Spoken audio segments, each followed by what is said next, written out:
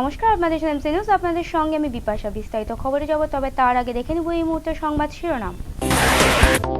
কালিয়াচকের শ্মশানী সীমান্তে জাল নোট উদ্ধারের সাফল্য বিএসএফ এর। উদ্ধার 14 লক্ষ টাকার ভারতীয় জাল নোট।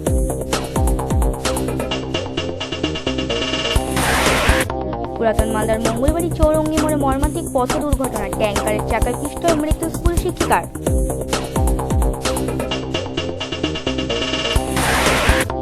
বামেদের হাতছাড়া হলে উত্তর দিনাজপুরের ইসলামপুর পঞ্চায়েত সমিতি বোর্ড দখল তৃণমূলে। বিজয় উৎসবে মাতোয়ারা দলীয় কর্মী সমর্থকরা। এবং ব্যাংক কর্মী পরিচয় দিয়ে গ্রাহকের এটিএম নম্বর জেনে প্রায় 96,000 টাকার প্রতারণার অভিযোগ রতুয়ায়। লিখিত অভিযোগ দায়ের রতুয়া থানায়। আসছে বিস্তারিত খবরে। কালিয়াচকের শ্মশানী সীমান্ত থেকে 14 লক্ষ টাকার জাল নোট উদ্ধার করল বিএসএফ। আজ ভোরে টহলদারির সময় পরিত্যক্ত একটি ব্যাগ থেকে ওই নোটগুলি উদ্ধার করা হয়, তবে ঘটনায় জড়িত কাউকে গ্রেপ্তার করা সম্ভব হয়নি। জাল নোট উদ্ধারে বড়সড় সাফল্য সীমান্তরক্ষী বাহিনীর। ভারত বাংলাদেশ সীমান্ত লাগোয়া কালিয়াচক থানার বিভিন্ন অঞ্চলে জাল নোটের রমরমা কারবার কোনো নতুন ঘটনা নয়। একাধিকবার জাল নোট উদ্ধার হয়েছে পুলিশ এবং বিএসএফ এর সহযোগিতায়। গ্রেপ্তার হয়েছে বহু পাচারকারী। তা সত্ত্বেও যে এই কারবার সম্পূর্ণরূপে বন্ধ করা যায়নি, তা ফের একবার প্রমাণিত হয়ে গেল মঙ্গলবার। প্রতিদিনের মতো এদিন ভোরেও কালিয়াচকের শ্মশানী বিওপি সীমান্তে টহলদারি চালাচ্ছিল 125 নম্বর ব্যাটালিয়নের জওয়ানেরা। সেই সময় বাংলাদেশের দিক থেকে একজন সন্দেহজনক একটি ব্যাগ ভারতীয় ভূখণ্ডের দিকে ফেলে দিলে ঘটনাস্থলে ছুটে যায় বিএসএফ। ব্যাগের মধ্যে থেকে পাওয়া যায় 14 লক্ষ টাকার ভারতীয় জাল নোট। উদ্ধার হওয়া নোটগুলির মধ্যে 1200টি রয়েছে 1000 টাকার জাল নোট, বাকি 500টি 500 টাকার জাল নোট। সম্ভবত এই দেশের কাউকে দেওয়ার জন্য এই জাল নোটগুলি আনা হয়েছিল, কিন্তু ঘটনাস্থলে বিএসএফ চলে আসায় সে আর ধারে কাছে আসেনি। ঘটনার তদন্ত শুরু করেছে বিএসএফ।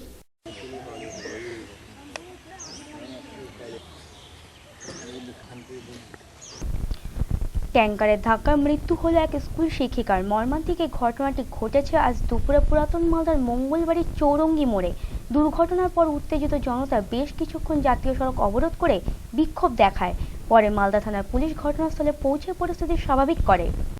কলেজ থেকে বাড়ি ফেরার পথে ট্যাঙ্কারের ধাক্কায় মৃত্যু হলো এক স্কুল শিক্ষিকার। মঙ্গলবার দুপুরে মর্মান্তিক এই পথ দুর্ঘটনাটি ঘটেছে পুরাতন মালদার মঙ্গলবাড়ি চৌরঙ্গি মোড় এলাকায়। জানা গেছে মৃত শিক্ষিকার নাম লাবণী প্রামাণিক, বাড়ি ইংরেজবাজার থানার সানি পার্ক এলাকায়। এদিন তিনি স্কুল থেকে ফেরার সময় অটোরিকশা ধরার জন্য পায়ে হেঁটে অটো স্ট্যান্ডের দিকে যাচ্ছিলেন। চৌরঙ্গি মোড়ের কাছে মালদাগামী একটি ট্যাঙ্কার তাকে ধাক্কা মারলে জাতীয় সড়কের উপর ছিটকে পড়ে সে। সেই সময় ট্যাঙ্কারের চাকা তার মাথার উপর দিয়ে চলে গেলে ঘটনাস্থলে মৃত্যু হয় তার। দুর্ঘটনার পর উত্তেজিত জনতা বেশ কিছুক্ষণ ধরে পথ অবরোধ করে বিক্ষোভ দেখায়। পরে মালদা থানার পুলিশ ঘটনাস্থলে পৌঁছে মৃতদেহটি উদ্ধার করে ময়নাতদন্তের জন্য পাঠিয়ে পরিস্থিতি স্বাভাবিক করে। স্থানীয় বাসিন্দাদের অভিযোগ, জাতীয় সড়কের উপর যান চলাচল নিয়ন্ত্রণ করার জন্য যে ট্রাফিক পুলিশ থাকে, তাদের অকর্মণ্যতার কারণেই এই দুর্ঘটনা ঘটেছে। অবিলম্বে এলাকার ট্রাফিক ব্যবস্থা স্বাভাবিক করার দাবি জানিয়েছেন তারা। মানুষ পড়ে গেছে, হেঁটে হেঁটে বাড়ি যাচ্ছিল। বাড়ি যেতে এখানে প্রচণ্ড জ্যাম, ট্রাফিক ঠিক মতো থাকে না। ট্রাফিক বলতে সবসময় গ্রামের গাড়িগুলো আসলে পয়সা নেওয়ার সবসময় ইনকামের দিকে রাস্তা মন থাকে। ওই জন্য ঠিক মতো ট্রাফিক সিগন্যালের জন্য কী করতে পারিনি। একটা মেয়ে আমাদের মারা গেছে, ছাত্রী একদম ঢালে সে কি হেঁটে যাচ্ছিল? তো আপনারা কি দাবি রাখছেন? আমরা দাবি রাখছি এখানে ট্রাফিক ঠিক মতো দিতে হবে এবং প্রশাসন ঠিক মতো আমাদের এখানে এই ট্রাফিক যেগুলো অটো স্ট্যান্ড আছে, অটো স্ট্যান্ডগুলো ঠিক মতো করতে হবে এবং সামনে দিয়ে লোকে হেঁটে যেতে পারে না। এখানকার কোনো পথচারী ঠিক মতো হেঁটে যেতে পারে না। এখানকার ঢালুটাকে ঠিক মতো করতে হবে। এই দুর্ঘটনার জন্য কি দায়ী মনে করছেন? প্রশাসন দায়ী, এক নম্বর এনএইচ দায়ী, প্রশাসন দায়ী। আত্মীয়র বাড়িতে বেড়াতে যাওয়ার পথে দুর্ঘটনার শিকার হলেন এক ব্যক্তি। ঘটনাটি ঘটেছে আজ সকালে গাজরের গোবিন্দপুরের কাছে রাজ্য সড়কের উপর। আশঙ্কাজনক অবস্থায় ব্যক্তিকে উদ্ধার করে গাজর গ্রামীণ হাসপাতালে নিয়ে যাওয়া হলে মৃত্যু হয় তার। আত্মীয়ের বাড়ি বেড়াতে যাবার পথে দুর্ঘটনার শিকার এক ব্যক্তি। মঙ্গলবার সকালে এই ঘটনাকে কেন্দ্র করে ব্যাপক উত্তেজনা ছড়ায় গাজলের গোবিন্দপুরে। জানা গেছে মৃত ব্যক্তির নাম মানদা মোদি, বাড়ি গাজলের কর্কচ অঞ্চলের নিজ গ্রামে। এদিন সকালে তিনি খরনা গ্রামে এক আত্মীয়ের বাড়িতে যাচ্ছিলেন। সেই সময় বেপরোয়া একটি লরি তাকে ধাক্কা মেরে পালিয়ে যায়। ঘটনাস্থলে ছিটকে পড়েন তিনি। স্থানীয় বাসিন্দাদের নজরে ঘটনাটি আসা মাত্রই তারা আশঙ্কাজনক অবস্থায় ব্যক্তিকে উদ্ধার করে গাজল গ্রামীণ হাসপাতালে নিয়ে যান, কিন্তু তার আগে মৃত্যু হয় মানদা বাবুর। মৃতদেহটি উদ্ধার করে ময়নাতদন্তের জন্য পাঠায় গাজল থানার পুলিশ। দুর্ঘটনার জেরে বেশ কিছুক্ষণের জন্য গাজল হিলি রাজ্য সড়কের উপর যানজটের সৃষ্টি হয়। পরে পুলিশি হস্তক্ষেপে স্বাভাবিক হয় পরিস্থিতি। মর্মান্তিক এই দুর্ঘটনায় প্রিয়জনকে হারিয়ে শোকে ভেঙে পড়েছেন মৃতের আত্মীয়রা।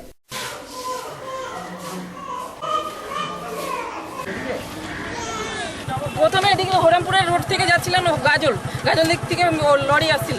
লরি ধাক্কা দিয়ে কাঁচির থেকে একদম মাঝখানে রোডে ফেলে দেন। তার স্ত্রী পড়ে যান খাদের মধ্যে।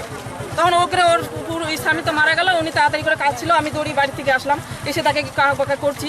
ওদিকে টাটা শ্রমিককে ডাকলাম, তাড়াতাড়ি করে টাটা শ্রমিককে নিয়ে গেল, নিয়ে যেতেই হসপিটাল। এখনই নিচ্ছে একটি বিরতির পর মুর্শিদাবাদের নিমতিতা স্টেশন ও রেল লাইনের উপর উদ্ধার মানসিক ভারসাম্যহীন মহিলার ক্ষতবিক্ষত মৃতদেহ, তদন্তে রেল পুলিশ।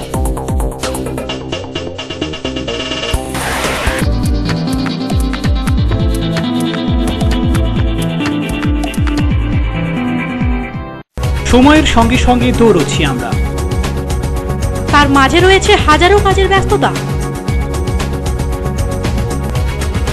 এই ব্যস্ততার মাঝে কি ঘটলো আজ সারাদিনে? তা জানতে প্রতিদিন রাত 10টায় চোখ রাখুন টপ 7-এ।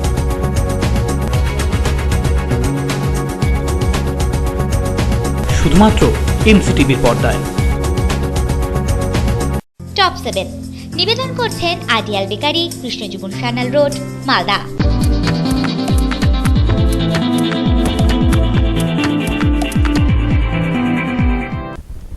স্বাগত বিরতির পর। কালিয়াচকের খাটাল পদ্ধতিতে রেশম চাষ খতিয়ে দেখতে এলো বাংলাদেশের একটি প্রতিনিধি দল। ছিলেন রাজ্য কেন্দ্রীয় সরকার রেশম দপ্তরের আধিকারিকরা।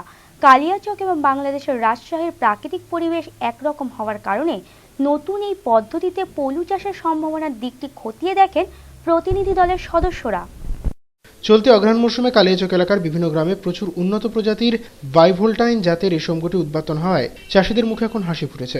বর্তমান রাজ্য সরকার বিগত 3 বছর আগে থেকে খাটাল পদ্ধতির মাধ্যমে উন্নত প্রজাতির বাইভোল্টাইন জাতের রেশম গুটি উৎপাদনের ব্যাপক পরিকল্পনা গ্রহণ করে। সেই পরিকল্পনা বাস্তবে রূপ পেতে শুরু করায় সরকারি আধিকারিক থেকে চাষি সবাই খুশি। এই খবর জানাজানি হতে প্রতিবেশী বাংলাদেশ থেকে ছুটে আসে বাংলাদেশ সরকারের বস্ত্র মন্ত্রণালয়ের উপসচিব শিরিনা দেলহুরের নেতৃত্বে 6 সদস্যের এক উচ্চ পর্যায়ের প্রতিনিধি দল। এছাড়াও কেন্দ্রীয় রেশম পর্ষদের জয়েন্ট সেক্রেটারি রণজিৎ ভট্টাচার্য, বহরমপুর রেশম গবেষণা কেন্দ্রের বৈজ্ঞানিক অতুল সাহা, একে দত্ত, রাজ্য সরকারের তরফে তরুণ কুমার দাস সহ আরও অনেকে। কালিয়াচক এলাকার আলীনগর ও নবীনগর এলাকায় বাইভোল্টাইন জাতের পলু পোকা চাষ দেখে তারা বেজায় খুশি। বাংলাদেশের রাজশাহী ডিভিশন এবং মালদা জেলার সঙ্গে জলবায়ুর মিল থাকায় তারা এই দেশের প্রযুক্তি ব্যবহার করে উন্নত জাতের বাইভোল্টাইন পলু চাষ শুরু করবে বলে জানান তারা। সমস্ত চ্যানেল দেখুন, আপনি কত সুন্দর করে একটা বাদ দিয়ে নাই, বেশি নাই। হ্যাঁ, ভালো আছে তো। এর তরফ থেকে দেখো ওরা চলে যাবেন, আমি চলে যাব। মানে আমি একেবারে অভিভূত, এইরকম অভিজ্ঞতা আমার ছিল না আগে, যে এটা একেবারে এই যে স্টেজ থেকে একেবারে লাভজনক। হ্যাঁ, লাভজনক তো অবশ্যই, এটা আমার কাছে মনে হতো এটা লাভজনক। হ্যাঁ, এটারও অবশ্যই একটা পজিটিভ দিক। মহিলাদের আমরা সবসময় বলি যে ওমেন এম্পাওয়ারমেন্ট, তো সেটার একটা ভালো দৃষ্টান্ত তো এখানে দেখলাম, মহিলাদের ক্ষমতায়ন। খুবই ভালো একটা উদ্যোগ এবং খুবই ভালো, আমার কাছে জিনিসটা একেবারেই অজানা একটা মানে দিক ছিল আর কি, সেটা দেখে আমার কাছে খুবই ভালো লাগলো। বাংলাদেশ থেকে ডেলিগেট এসেছেন, যে ওনাদের ওখানে সেরিকালচারটা আমরা মালদাতে নিয়ে এসেছি। মালদার ক্লাইমেটে আমরা বাইভোল্টিং সাকসেস করতে পারছি, ওনারাও বাইভোল্টিং করবেন সেইটা শিখতে এসেছেন। এবং আমরা ওদেরকে গিয়ে বললাম যে বাইভোল্টিং এত ভালো হয়, তার জন্য ওরা প্র্যাকটিক্যালি চাষিদের কাছ থেকে এসে শুনতে চাইছেন। আজকে উনি চাষিদের কাছ থেকে শুনলেন যে 60 থেকে 65 কিলো আপনার বাইভোল্টিং পায় আপনার, এবং সারা বছরই মোটামুটি বাইভোল্টিং করতে পারছে। এটা দেখে ওনারা খুব উৎসাহ হলেন। সাকসেসফুলি এটা হচ্ছে যে আমাদের যে টেকনোলজি রিসার্চ ইনস্টিটিউট থেকে যে টেকনোলজিটা রয়েছে, সেটা সরাসরি আমরা ডাইরেক্টলি এই ফার্মার্সকে আমরা দিয়ে থাকি। এবং ফার্মার্সরা বাইভোটিং করার জন্য আগে যেটা কনফিডেন্ট ছিল না, এখন সেটা কনফিডেন্ট এসে নিজেরা করতে পারছে। এবং আগে আমরা অঘ্রাণী ফাল্গুনিতে করতে পারতো, এখন সেটাতে বেড়ে বৈশাখী, শ্রাবণী এবং ভাদুরীতেও করতে পারছে। আমরা এটা বলি, আগে আমরা মাল্টিবাই চেষ্টা করতাম, মাল্টি থেকে মাল্টিবাইয়ে, এখন আমরা মাল্টিবাইকে রিপ্লেস করে বাইভোটিং আমরা করতে যাচ্ছি। এবং এটাতে এবার উল্লেখযোগ্যভাবে আমরা বলতে পারি যে পশ্চিমবাংলায় 4 মেট্রিক টন থেকে 14 মেট্রিক টন আমরা নিয়ে গেছি আপনার। এটা একটা বিরাট একটা সাকসেস। উত্তর দিনাজপুরের ইসলামপুর পঞ্চায়েত সমিতির ক্ষমতা দখল করল তৃণমূল কংগ্রেস। নতুন বোর্ডের সভাপতি হয়েছেন রহিমা খাতুন। আজ তার হাতে দায়িত্বভার তুলে দেন ইসলামপুরের বিডিও। ক্ষমতা লাভের পরে উৎসবে মেতে ওঠেন দলের কর্মী সমর্থকরা। গত 28 অক্টোবর উত্তর দিনাজপুর জেলার সিপিএম পরিচালিত ইসলামপুর পঞ্চায়েত সমিতির বিরুদ্ধে অনাস্থা আনে তৃণমূল কংগ্রেস। জানা যায়, গত পঞ্চায়েত নির্বাচনের পর এককভাবে পঞ্চায়েত সমিতি দখল করেছিল বামফ্রন্ট। 36 আসন বিশিষ্ট পঞ্চায়েত সমিতির মধ্যে বামফ্রন্ট 22টি আসনে জয়লাভ করে। এছাড়াও 8টি আসনে তৃণমূল এবং 5টি আসনে কংগ্রেস জয়ী হয়। প্রায় মাসখানেক আগে কংগ্রেসের 5 জন এবং সিপিএমের 10 জন সদস্য তৃণমূলে যোগ দিলে সংখ্যাগরিষ্ঠ হয়ে পড়ে তারা। 23 জন সদস্য নিয়ে বর্তমান ক্ষমতাসীন বোর্ডের বিরুদ্ধে অনাস্থা আনে শাসক দল। মঙ্গলবার তলবি সভার মধ্যে দিয়ে সে অনাস্থা পাশ হয়ে গেলে অপসারিত হন বাম বোর্ডের সভাপতি পারভিন খাতুন। নতুন সভাপতি হয়েছেন তৃণমূলের রহিমা খাতুন। এদিন তার হাতে দায়িত্বভার তুলে দেন ইসলামপুরের বিডিও সুস্মিতা সুব্বা।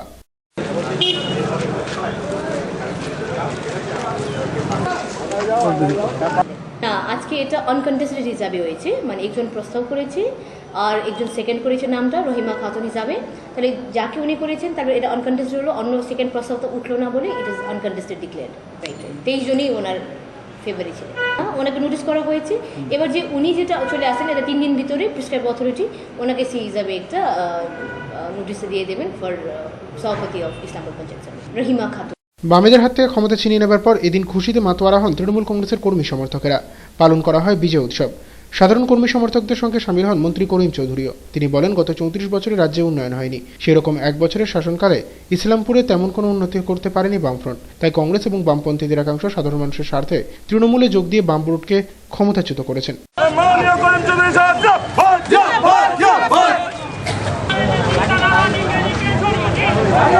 তৃণমূল কংগ্রেসের হাতে আসলো তো মমতা ব্যানার্জির উন্নয়নের ধরের সঙ্গে ইসলামপুর পঞ্চায়েত সমিতি এবার আমাদের সঙ্গে চলে আসছে মমতা ব্যানার্জির সঙ্গে যে উন্নয়ন মমতা ব্যানার্জি যে করতেছে সেই উন্নয়নের ধরার জন্য ইসলামপুর পঞ্চায়েত সমিতি আমাদের এই উন্নয়নের সামিল হয়ে গেছে। এখন আমাদের সভাপতি হলো সিপিএমের সভাপতি ছিল, তাদের সরিয়ে এখানকার সমস্ত পঞ্চায়েত সমিতিরা মেম্বাররা সদস্যরা সরিয়ে এখন নতুন সভাপতি করলো আমাদের এই রহিমা খাতুনকে। এবার রহিমা খাতুন আমাদের নতুন সভাপতি পঞ্চায়েত সমিতির, আর খুঁড়তেদারি হলো আমাদের সহকারী সভাপতি টিএমসি জিতে। তো টিএমসি জিতে এসেছে। আমাদের এখানে যারা সিপিএমের ছিল, যা কংগ্রেসের ছিল, অনেকে আমাদের সঙ্গে যোগ দিয়ে এখন বলছে না আমরা মমতার সঙ্গে থাকবো। রেল দুর্ঘটনায় মৃত্যু হল মানসিক ভারসাম্যহীন এক মহিলার। সুতি থানার নিমতিতা স্টেশনের কাছে রেল লাইনের উপর ওই মহিলার ক্ষতবিক্ষত মৃতদেহ পড়ে থাকতে দেখা যায় আজ সকালে। চলন্ত ট্রেনে কাটা পড়ে মৃত্যু হলো এক গৃহবধূর। মর্মান্তিক ঘটনাটি ঘটেছে মঙ্গলবার সকালে মুর্শিদাবাদ জেলার সুতি থানার নিমতিতা স্টেশনের কাছে। জানা গেছে, আনুমানিক 22 বছর বয়সী মহিলার নাম শিল্পী সাহা, বাড়ি সুতি থানার ইন্দ্রনারায়ণপুর কলোনিতে। বেশ কিছুদিন আগে তার বিয়ে হয়েছিল, কিন্তু কোনো কারণে বিয়ের পর মানসিক ভারসাম্য হারিয়ে ফেলেন তিনি। মঙ্গলবার ভোরে তিনি বাড়ি থেকে বের হয়ে যান, কাউকে কিছু না বলেই। দীর্ঘক্ষণ বাড়িতে না ফেরায় শুরু হয় খোঁজাখুঁজি। এরপর তারা খবর পান শিল্পীর ক্ষতবিক্ষত মৃতদেহ পড়ে রয়েছে নিমতিতা স্টেশনের কাছে রেল লাইনের ধারে। সঙ্গে সঙ্গে ঘটনাস্থলে ছুটে যান বাড়ির লোকজন। রেল পুলিশ মৃতদেহটি উদ্ধার করে ময়নাতদন্তের জন্য পাঠায়। তবে কিভাবে তিনি দুর্ঘটনার শিকার হলেন তা নিয়ে তৈরি হয়েছে ধোঁয়াশা। ঘটনার তদন্ত শুরু করেছে রেল পুলিশ।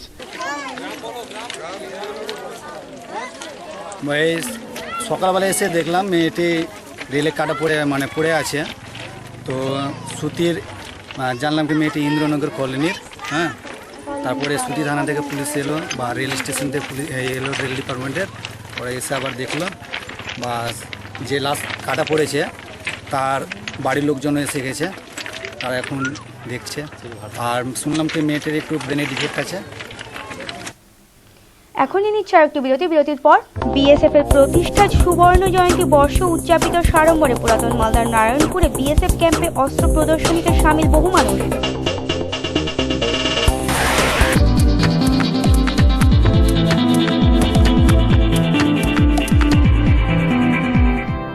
সময়ের সঙ্গে সঙ্গে দৌড়চ্ছি আমরা, তার মাঝে রয়েছে হাজারো কাজের ব্যস্ততা। এই ব্যস্ততার মাঝে কি ঘটলো আজ সারাদিনে তা জানতে প্রতিদিন রাত 10টায় চোখ রাখুন টপ 7-এ।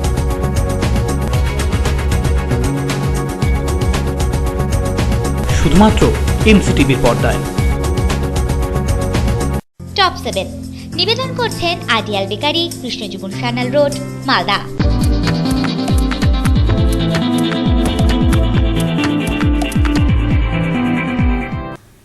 স্বাগত বিরতির পর। নিজেকে ব্যাংক কর্মী পরিচয় দিয়ে এক গ্রাহকের এটিএম এর গোপন নম্বর জেনে রতুয়া এক ব্যক্তির প্রায় 96,000 টাকা হাতিয়ে নেওয়ার অভিযোগ প্রতারকদের বিরুদ্ধে। ওই ব্যক্তি রতুয়া থানায় লিখিত অভিযোগ দায়ের করে কোনো সুফল না মেলায় আজ তিনি এসবিআই রতুয়া শাখার দ্বারস্থ হন। যদিও ব্যাংক ম্যানেজার জানান এ বিষয়ে তাদের কিছুই করার নেই। স্টেট ব্যাংকের নাম ভাঙিয়ে প্রতারণা গ্রাহককে। গোপন পিন নম্বর জেনে নিয়ে ওই গ্রাহকের অ্যাকাউন্ট থেকে প্রায় 96,000 টাকা তুলে নিয়েছে কেউ বা কারা। এই ঘটনা জানাজানি হতে ব্যাপক চাঞ্চল্য ছড়িয়েছে চাঁচল মহকুমার রতুয়ায়। জানা গেছে, রতুয়া থানার বালুপুরের বাসিন্দা দীপঙ্কর সাহা পেশায় ব্যবসায়ী। গত 28শে নভেম্বর তার মোবাইলে ফোন করে একজন তার এটিএম কার্ডের পিন নম্বর জানতে চান। নিজেকে ওই প্রতারক এসবিআই এর কর্মী হিসেবে পরিচয় দিলে দীপঙ্কর বাবু সমস্ত তথ্য তাকে জানিয়ে দেন। এরপরেই সেদিন রাতে তিনি জানতে পারেন তার অ্যাকাউন্ট থেকে 96,000 টাকা তুলে নেওয়া হয়েছে। পরের দিনেই তিনি রতুয়া থানায় লিখিত অভিযোগ দায়ের করেন, কিন্তু পুলিশ এখনো অপরাধীদের শনাক্ত করতে পারেনি। এক প্রকার বাধ্য হয়ে মঙ্গলবার প্রতারিত ওই গ্রাহক এসবিআই রতুয়া শাখায় যোগাযোগ করেন, কিন্তু ব্যাংক কর্তৃপক্ষ জানিয়ে দেন এই বিষয়ে তাদের কিছুই করার নেই। স্বভাবতই প্রায় সর্বস্ব খুইয়ে বিপাকে ওই গ্রাহক।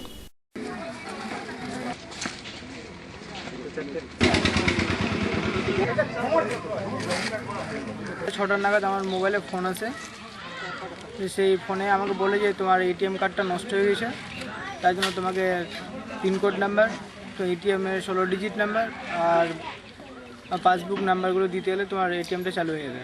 আমি তাকে বিশ্বাস করছিলাম না। পরে থেকে আমাকে বললো যে না, কোনো প্রবলেম হবে না, কোনো ভয় নেই, কোনো ভয়ের কারণ নেই, তুমি আমাকে নাম্বারটা দাও, তোমার এটিএমটা আমি চালু করে দেবো। এই বলে আমার কাছ থেকে নাম্বারটা নিয়ে সে একটা SMS পাঠায়, সেই SMS থেকে একটা নাম্বার নিয়ে সে আমাকে বলে যে তোমার 4 ঘন্টা পর তোমার এটিএমটা চালু হয়ে যাবে। তারপর রাত্রি 10:30 থেকে 11টা নাগাদ আমি যখন আমি এটিএমটা চেক করি, তখন আমার এটিএম থেকে কোনো রেসপন্স দেখাচ্ছে না, কোনো অ্যামাউন্ট দেখাচ্ছিল না, জাস্ট আনএবল টু প্রসেস দেখাচ্ছিল। সেই দিন কি রাতে আপনার সব টাকাগুলো অফ হয়ে গেছে? সেই দিন রাতে মানে প্রায় বেশিখানেক টাকা বের করে নিয়েছিল। তারপর দিন সকালবেলা 8:17 মধ্যে 3বার টাকা সে বের করেছে, 5,000, 5,000 আর 36,200 কত টাকা। এ বিষয়ে ব্যাংকের ম্যানেজার বিলাস ব্যানার্জি জানান, ওই গ্রাহক নিজের এটিএম কার্ডের পিন নম্বর সহ গোপন তথ্য দিয়ে দেওয়ায় এই বিপত্তি। প্রতারকেরা সেই নম্বর ব্যবহার করেই ব্যাংকে তার অ্যাকাউন্ট থেকে একাধিকবার টাকা তুলে নিয়েছে। 99,000 টাকা মতো কোনো একটা জায়গা থেকে পসেতে, মানে সম্ভবত কোনো দোকানে কোনো ট্রানজাকশন কেউ করে নিয়েছে, এবং তার আগে ওনার কাছে একটা ফোন আসে, যে ফোনটাতে ওনাকে এটিএম এর পিনটা জানতে চাওয়া হয়, এবং উনি সেটা বলে দিয়েছে। ন্যাচারালি এবার বলে দেওয়ার পরে কি হয়েছে, আজকাল তো প্রচুর 2 নম্বরই র্যাকেট আছে, তারা ক্রোন কার্ড বার করে যাবার বলে দেওয়াতে উনি সাথে সাথে, সেটা ছিল শনিবার না রবিবার ছিল, রবিবার সন্ধ্যের সময় ফোন এসে উনি বলেছেন, তারপরে রবিবার সন্ধ্যের থেকেই ওনার ট্রানজাকশন হতে শুরু করেছে। এবং নট অনলি দ্যাট, রবিবারের সবটা হয়নি, উনি সোমবার দিন সকালবেলাও এসে যদি আমাদেরকে বলেন, আমরা সাথে সাথে বাকি যে টাকাটা ছিল সেটা হোল্ড করতে পারতাম। উনি আমাদের সেই ইনফরমেশনটাও দেন। উনি এসে বলছেন যে আমাদের কিছু করে দিতে। এখন ব্যাপারটা হচ্ছে যে আমার ব্রাঞ্চ থেকে যদি ট্রানজাকশনটা হতো, যে ভাউচারে কেউ টাকা সই করে নিয়ে গেছে, ওনার সই নয়, সেইটা আমরা অ্যাড্রেস একটা চেষ্টা করতে পারতাম। এখন এটা পোস্ট ট্রানজাকশন, মানে আপনি দোকানে গিয়ে কিছু কেনাকাটা করেছেন। সীমান্তরক্ষী বাহিনীর প্রতিষ্ঠার সুবর্ণ জয়ন্তী বর্ষ উদযাপিত হল পুরাতন মালদার নারায়ণপুরে। এই উপলক্ষে এদিন ক্যাম্পের মধ্যে আয়োজন করা হয় এক অনুষ্ঠানে। সীমান্তরক্ষী বাহিনীর জওয়ানদের ব্যবহৃত অস্ত্রের প্রদর্শনী দেখতে আজ সেখানে ভিড় জমিয়েছিলেন বহু উৎসাহী স্কুল পড়ুয়া থেকে শুরু করে সাধারণ মানুষ। ভারতের বিস্তীর্ণ অঞ্চল জুড়ে রয়েছে বাংলাদেশ, চীন, পাকিস্তানের মতো দেশের আন্তর্জাতিক সীমানা। সেই সমস্ত সীমান্ত অঞ্চলে সারা বছর ধরেই অতন্ত্র প্রহরীর মতো সজাগ রয়েছেন বিএসএফ। দেশকে বহিঃশত্রুর আক্রমণ থেকে রক্ষা করার পাশাপাশি আভ্যন্তরীণ ক্ষেত্রেও নিরাপত্তা প্রদানে তারা গুরুত্বপূর্ণ ভূমিকা পালন করেন। কেন্দ্রীয় এই সুরক্ষা বাহিনীর 50 বর্ষ পূর্ণ হল সোমবার। 1965 সালের এই দিনেই পুলিশের একাংশ নিয়ে তৈরি করা হয়েছিল এই বাহিনী। প্রতিষ্ঠানের সুবর্ণ জয়ন্তী বর্ষ এদিন পালন করা হয় ব্যাপক উৎসাহ উদ্দীপনার মধ্য দিয়ে। পুরাতন মালদার নারায়ণপুর বিএসএফ ক্যাম্পের এই অনুষ্ঠানে বাহিনীর ব্যবহৃত অস্ত্র সামগ্রী জনসাধারণের সামনে তুলে ধরা হয় প্রদর্শনীর জন্য। অত্যাধুনিক বন্দুক, ইনসেস রাইফেল, রকেট লঞ্চারের মতো অস্ত্র কিভাবে ব্যবহার করা যায় তাও প্রাঞ্জলভাবে বুঝিয়ে দেন বিএসএফ জওয়ানেরা। इसके साथ मिला पॉइंट ऑफ व्यू इसको मानना है, ठीक है।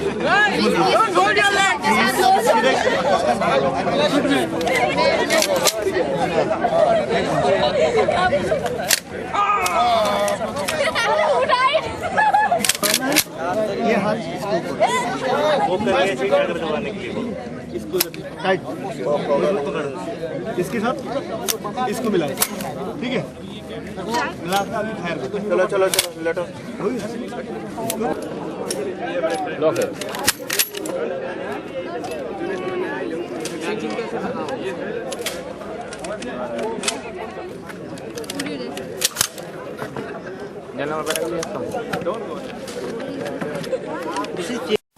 সীমান্তরক্ষী বাহিনী 96 নম্বর ব্যাটালিয়নের কমান্ডিং অফিসার AK ইক্কা বলেন, 1965 সালের 1 ডিসেম্বর প্রতিষ্ঠিত হয়েছিল তাদের এই বাহিনী। এই বছর পালিত হচ্ছে প্রতিষ্ঠা বর্ষের সুবর্ণ জয়ন্তী। এদিন বিভিন্ন স্কুলের ছাত্রছাত্রী এবং সাধারণ মানুষদের সামনে নানা ধরনের অত্যাধুনিক অস্ত্রের সমাহার তুলে ধরা হয়েছিল প্রদর্শনীর জন্য।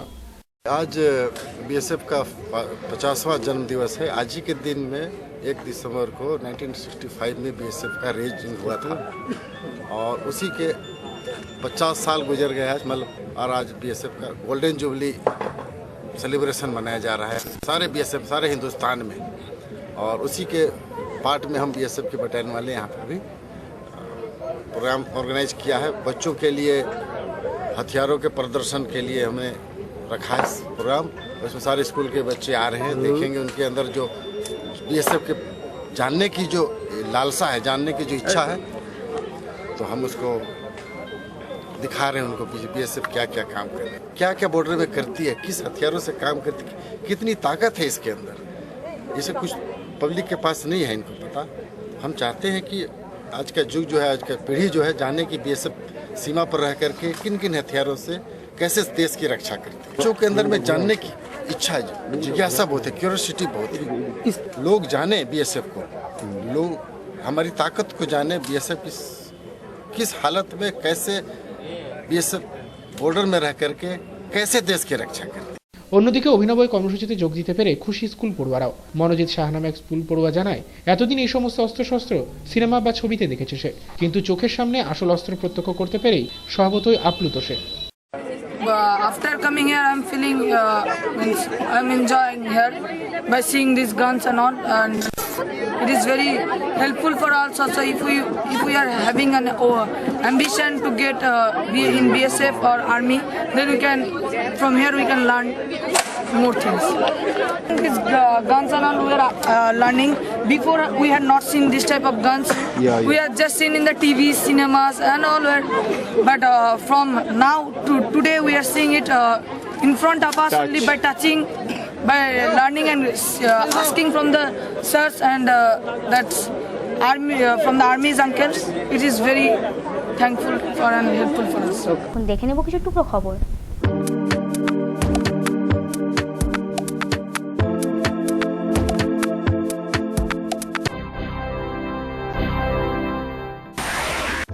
কেন্দ্রের বিজেপি সরকার এবং রাজ্যের বিরোধী দলগুলির বিরুদ্ধে পথে নামল কুশমুন্ডি ব্লক তৃণমূল যুব কংগ্রেস। তাদের একটি মিছিল এদিন পথ পরিক্রমা করে, পাশাপাশি অনুষ্ঠিত হয় পথসভা।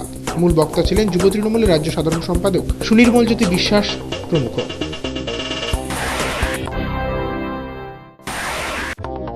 ভূমিহীন মানুষদের জমির পাট্টা তুলে দেওয়া হলো ব্লক ভূমি সংস্কার দপ্তর থেকে। জমির পাট্টা বিলি উপলক্ষে মালগাঁও পঞ্চায়েত অফিসে একটি ক্যাম্প করা হয়। উপস্থিত ছিলেন পঞ্চায়েত সমিতির সভাপতি মিঠু জোয়ারদার, এসডিএলআরও রঞ্জিত হালদার প্রমুখ।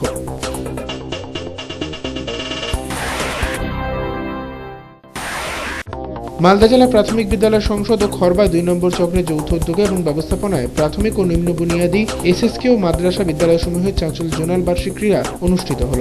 মালতীপুর ফুটবল ময়দানে এই প্রতিযোগিতার উদ্বোধন করেন স্থানীয় গোবিন্দপাড়া হাই স্কুলের প্রধান শিক্ষক রামরঞ্জন সরকার।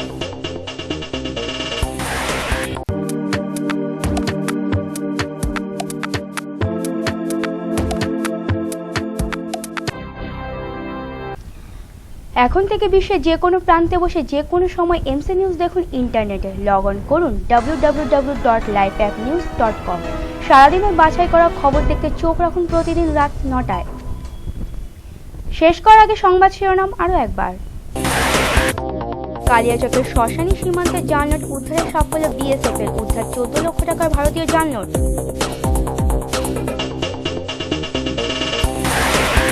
পুরাতন মালদার মঙ্গলবাড়ি চৌরঙ্গি মোড়ে মর্মান্তিক পথ দুর্ঘটনা, ট্যাঙ্কারের চাকায় পিষ্ট হয়ে মৃত্যু স্কুল শিক্ষিকার।